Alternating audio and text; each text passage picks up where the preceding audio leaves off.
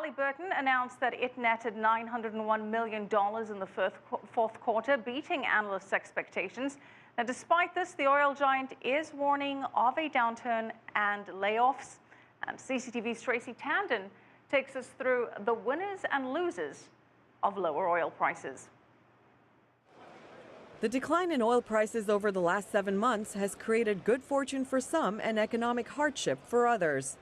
Consumers across the world are benefiting the most from lower oil prices, as it means cheaper prices at the pump and lower heating bills.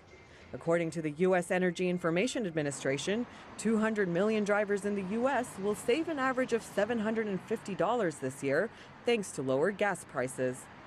Certain business sectors, such as the airline industry, are also expected to benefit.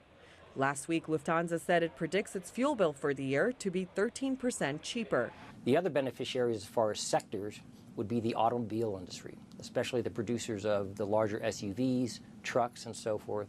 You would expect those sales now to go up, again, for the cause and effect that it's less costly to operate those if you're a user or consumer.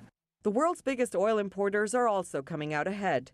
Countries such as Japan, India, China, Philippines, and Hong Kong are all enjoying cheaper oil imports.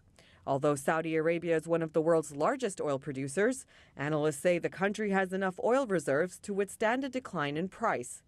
Saudi Arabia controls roughly 22% of the world's total oil reserves. Cheaper oil is hurting certain energy sectors as well as certain economies around the world, especially some of those key exporting countries. With a drop in oil of greater than 50% throughout 2014, one of the countries that experiences difficulty now is Russia. Russia has staked really the majority of its economy and revenues at the government level on the production and export of oil. So now with the prices falling, they don't have nearly the revenue forecast that they saw coming in. In addition to Russia, countries such as Libya, Iran, Venezuela, and Nigeria are all being hurt by the lower oil prices.